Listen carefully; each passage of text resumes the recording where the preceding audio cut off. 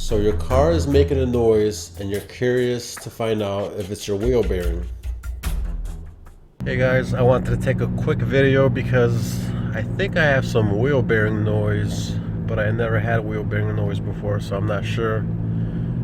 But around 40 miles an hour, I hear like this droning, and it changes if I move the steering wheel slightly.